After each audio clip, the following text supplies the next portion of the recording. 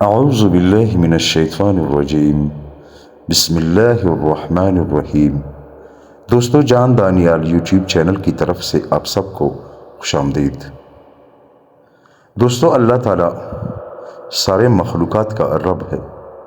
اس کی منشا ہے کہ وہ بنا ماں باپ کے بھی کسی چیز کو پیدا کرنا چاہے وہ انسان ہو یا کوئی اور سادار ہو تو پیدا کر سکتا ہے۔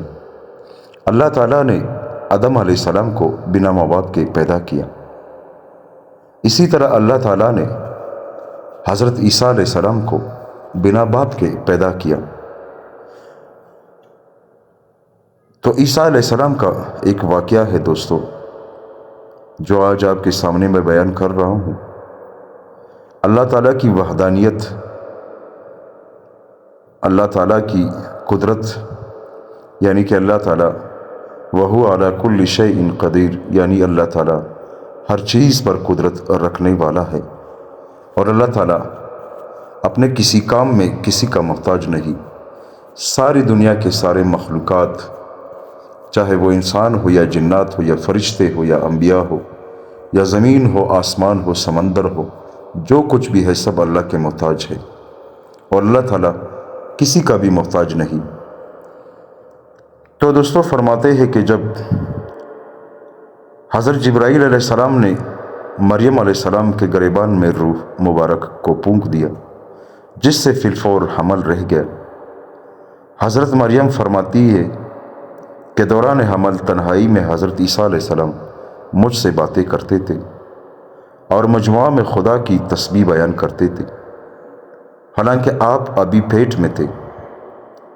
حضرت مریم اور آپ کی خالہ صاحبہ جب آپس میں ملاقات کرتی تو ایسا معلوم ہوتا کہ خالہ کے پیٹ کا بچہ یعنی حضرت یحییٰ علیہ السلام بھانجی کے بچے یعنی حضرت عیسیٰ علیہ السلام کی طرف جھکتا ہے، یعنی سلام کرتا ہے۔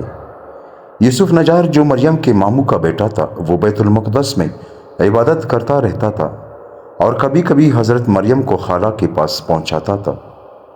جب حمل کے حالات سے آگاہ ہوا تو اس نے بھی تحقیقات کی، تو مریم نے تمام واقعہ بیان کر دیا۔ جب ولادت کا وقت آ گیا تو حضرت مریم کو قدرتی ندا ہوئی کہ اس شہر سے باہر چلی جاؤ، اگر تیری قوم تجھ کو اس کے وضع پر دیکھے گی تو تجھ کو اور تیرے فرزند کو قتل کر ڈالے گی۔ حضرت مریم بما یوسف نجار بیت المقدس کی طرف روانہ ہو گئے۔ حضرت جبرائیل علیہ السلام ان کے رہبر تھے۔ جب دو فرنگ راقطہ کی تو بیت اللحم میں پہنچے، وہاں بشدت درد مرکب سے اتری اور پشت مبارک ایک خشک خرمے سے لگا بیٹھی۔ تفسیر حقانی میں ہے کہ وہ ایک پرانا مکان تھا جس میں خشک کھجور کا ایک درخت تھا، جس سے ٹیک لگایا پھر بغیر تکلیف کے حضرت عیسیٰ علیہ السلام پیدا ہوئے۔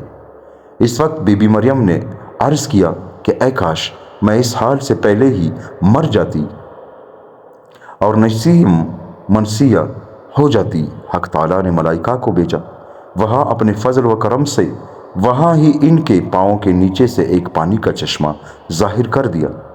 ملائکہ نے حضرت عیسیٰ علیہ السلام کو غسل دیا اور حضرت جبرائیل علیہ السلام نے بحکم رب جلیل ندا دی کہ اے مریم غمگین مت ہو، اللہ نے تیرے لیے نہر جاری کی ہے اور خشک درخت کو سرسبز کیا ہے۔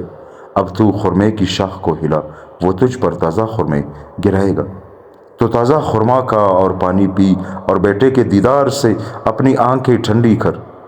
حضرت مریم نے کہا، اگر لوگ مجھ سے پوچھیں گے کہ یہ بچہ کہاں سے لائی ہے تو میں کیا جواب دوں گا؟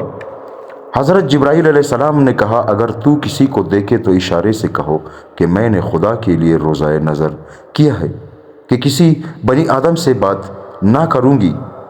اس زمانے میں کھانے اور پینے کے علاوہ باتوں سے بھی روزہ ہوتا تھا، جس کو قرآن پاک نے یوں بیان فرمایا ہے، پھر پیٹ میں لیا اس کو، پھر یکسو ہوئی اس کو، لیکن لے کر ایک بعید مکان میں پھیر لیا اس کو، دروازہ ایک کھجور کی جڑ میں۔ ابن عباس رضی اللہ تعالیٰ عنہ فرماتے ہیں کہ مریم فرشتے کی بشارت سے بے غم ہو گئی اور نفاس کی مدت ختم ہونے تک 40 روزہ رہی۔ پھر اپنے گھر واپس آئی، ہر طرح کی بشارتیں بی بی مریم کو فرشتے نے بتا دی اور سوال کا جواب بھی بتا دیا کہ تو بچے کی طرف اشارہ کر کے کہہ دینا کہ اس بچے سے پوچھ لو۔ بنی اسرائیل نے یہ صورتحال دیکھ کر بڑے غصے سے کہا کہ یہ کیا برا کام کیا تو نے، اے ہارون کی بہن، یعنی تو ہارون علیہ السلام کی طرح عبادت کرتی تھی اور تیری ماں بھی بدکار نہ تھی۔ حضرت مریم نے حضرت عیسیٰ علیہ السلام کی طرف اشارہ کیا کہ اس سے پوچھ لو۔ پھر سب غصے ہو کر بولے کہ ہم تو مسخرے کرتے ہیں کہ ہم اس چھوٹے بچے سے کیا بات کریں۔ اتنے میں حضرت عیسیٰ علیہ السلام بول پڑے کہ میں خدا کا بندہ ہوں اور خدا نے مجھے کتاب دی ہے اور مجھے نبی بنایا ہے۔ جب یہود نے یہ معجزہ دیکھا تو ان کی زبان بند ہو گئی۔ معارف القرآن میں ہے کہ جس وقت خاندان کے لوگوں نے حضرت مریم کو ملامت کرنا شروع کر دیا تو حضرت عیسیٰ علیہ السلام اس وقت دودھ پی رہے تھے۔ جب انہوں نے یہ سنا تو دودھ چھوڑ دیا اور اپنی بائیں کروٹ پر سہارا لے کر ان کی طرف متوجہ ہوئے اور انگشت شہادت سے اشارہ کرتے ہوئے کہا، انی عبد اللہ، یعنی میں خدا کا بندہ ہوں۔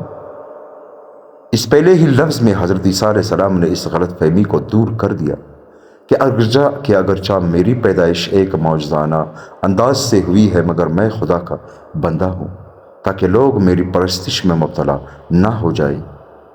ان الفاظ میں حضرت عیسیٰ علیہ السلام نے اپنی شیرخواری کے زمانے میں اللہ تعالیٰ کی طرف سے نبوت اور کتاب ملنے کی خبر دی، حالانکہ کسی پیغمبر کو 40 سال کی عمر سے پہلے نبوت و کتاب نہیں ملی۔ اس لیے اس کا مفہوم یہ ہے کہ اللہ تعالیٰ نے یہ طے فرما دیا کہ مجھے اپنے وقت پر نبوت اور کتاب دیں گے، اور یہ بالکل ایسا ہے جیسا کہ رسول اللہ صلی اللہ علیہ وآلہ وسلم نے فرمایا کہ مجھے نبوت اس وقت عطا کر دی گئی تھی کہ جب آدم علیہ السلام بھی پیدا نہیں ہوئے تھے۔ ان کا خمیر تیار ہو رہا تھا، اس کا مطلب بھی ظاہر ہے کہ اس کے سوا نہیں۔